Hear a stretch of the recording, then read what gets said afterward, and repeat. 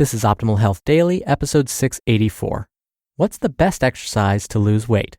Part 2 by Deen of JCD and I'm Dr. Neil Malik, your narrator of blogs covering health and fitness. I read to you from some of the most popular blogs out there, with permission from the authors, of course. Now, today's post is a continuation from yesterday, so if you're new here, definitely check out yesterday's episode first. That's episode 683. Now, before we get to today's post, I have a special ask for you. We actually have no idea who's listening to this show. We get listen numbers, but not a lot more than that. And knowing if you're mostly women or men or teenagers versus seniors would play a big role in helping us decide what content to narrate for you. So if you could do us a huge favor and do a quick 6-question survey, it would be a huge help. It takes less than a minute, and if you can include your email, we'll do a special raffle for a book too. But that's totally optional. So to fill out the survey, just go to oldpodcast.com/health survey. That's all one word. That link is in this episode's description too. And again, this is going to help us tailor topics just for you. So we really appreciate you doing this. But for now, let's get right to part 2 and continue optimizing your life. What's the best exercise to lose weight? Part 2 by Deen of JCDFitness.com. Why resistance training is the best type of exercise to lose weight. To answer your question simply, resistance training is the best way to exercise if you want to lose weight and keep it off. And by weight loss, we're hoping we mean fat loss. But weight training alone doesn't burn body fat in and of itself. This is apparent by looking at the lifting population. Some are very lean. Others have relatively normal levels of body fat, and some are considered obese despite lots of movement. Weight training plus a diet that induces fat loss via a caloric deficit is what causes weight and fat loss to happen. The primary reason is because when you train with resistance, you're doing two things simultaneously. First, you're building muscle. Every time you train, you're breaking down your muscle tissue, and as a result, it must rebuild and repair stronger than before. So when you have that pre-workout meal or your post-workout meal, you're setting up the proper environment for increasing muscle protein synthesis. If you're unsure about your protein intake, take a look at my article, How Much Protein Do You Need to Build Muscle and Lose Fat? That'll tell you exactly how much you need. Second, you're also exerting energy as you train. So the more calories you burn as energy, the more you increase your expenditure, and the more likely you're able to create a relative caloric deficit. Now, keep in mind, weight training primarily uses glycogen, which is sugar stored in your muscles, as an energy source to fuel your sessions, not actual body fat. So it's a good idea to make sure you have enough carbohydrates in your diet to keep your muscles full of glycogen. But over time, when you create a relative deficit to your expenditure, relative meaning 500 to 600 calories below your maintenance intake, combine weight training and some extra movement into your routine. Then you create the best environment to lose weight, hopefully mostly fat, via the best method of exercise, resistance training. What exercises should you do to lose weight? If you want to lose weight, the best exercise option is a steady dose of weight training. Cardio training should be secondary to your weight training workout plan. Any training routine that has you in the gym 2 to 5 times per week will suffice if fat loss is your goal, but not all training programs and plans are created equal. Some exercises are far better for fat loss than others. For instance, if you want to train your lower body, there are many different exercises to choose from, but compound lifts are often a better choice over isolation lifts, which are sometimes called single joint movements. Some compound movement examples would include squats, and this would include all variations, back squats, front squats, hack, goblet, machine squats, leg presses, all variations of those, deadlifts and all their variations, vertical presses, which would include all overhead variations, vertical pulls like chin-ups, pull-ups, lat pull-downs, horizontal presses, and horizontal pulls.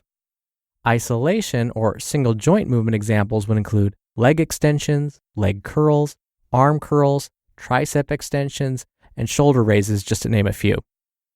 Now, why are compound movements better exercises for weight loss? Well, these movements require more muscle recruitment than some of the single joint exercises. And because they recruit more muscles throughout your body, you're burning more energy. That's the obvious point, but a more subtle reason they're better than single joint movements is because they stress the body more, which can improve your ability to overload the muscles, which helps you build more muscle in time. And for the most part, more muscle means you're burning more, very slight increase, mind you, energy at rest. Muscle is also protective of your organs. More muscle can help you move better and more efficiently. More muscle can improve your posture and protect your joints by providing more strength for proper movement patterns. But don't forget about isolation movements. Just like compound movements, isolation movements have their place in a properly set up workout plan. It's just a matter of placing emphasis on the compound movements first, and then adding in the single joint movements for assistance work. If your goal is fat loss, you should place a high priority on weight training as your main mode of exercise. So, what's the best exercise to lose weight? That's a good question, but the better one would be, what's the best type of training program for fat loss? I'm very partial to training the entire body 2 to 4 times per week. This can be a full body program 2 or 3 days per week, or an upper-lower split over 3 to 4 days per week. To lose fat, a combination of diet, proper training, and sometimes some additional cardio is essential.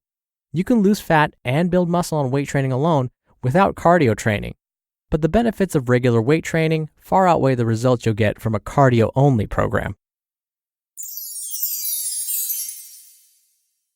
You just listened to part 2 of the post titled, "What's the Best Exercise to Lose Weight?" by JC Deen of JCDFitness.com. Dr. Neil again here for my commentary.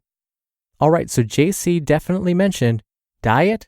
You want to do proper training. He emphasized resistance, but he also said you probably want to think about some cardio as well if you really want to lose some of that body fat.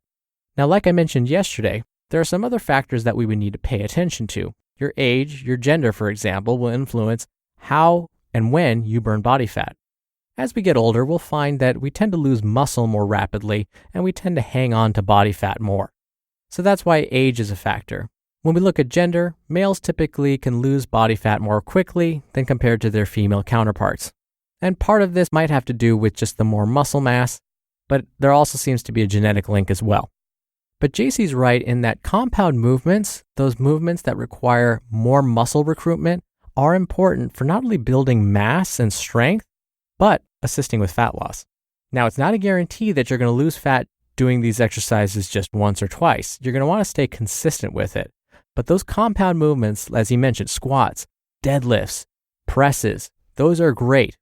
And not only that, but those are going to help, as JC mentioned, with your posture. It's going to help protect you from injury later. So there are many benefits to those compound movements. So I would definitely start there. Now, for those of you that are more advanced, you don't want to do this if you're a beginner, but those of you that are more advanced, you can turn your resistance training into almost like a resistance/cardio routine. Now we're getting along the lines of more of like CrossFit style workouts where, again, you're training your muscles doing compound movements, but at a speed that may actually give you a cardio workout at the same time. And so if you're not the type who enjoys going for an hour walk or jog or bicycle ride to get in your cardio, you can consider incorporating some of that cardio into your resistance training. But again, I would only recommend this for those that are experienced because it can be really easy to get injured. Oh, and definitely use lighter weights if you're doing that. All right, before I go, a quick reminder, if you can please do our 1-minute survey. It's just 6 questions, and it's so important because getting a feel for who's listening to this show can help us when we select content, and it'll make this show a better fit for you.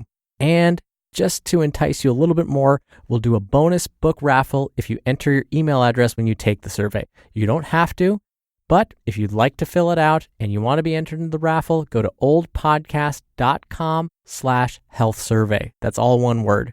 And in case you forget, I have that linked in this episode's description. All right, that'll do it from me for today. I hope you're having a great week. Thank you as always for listening, and I'll see you tomorrow for our usual Friday Q&A, and where your optimal life awaits.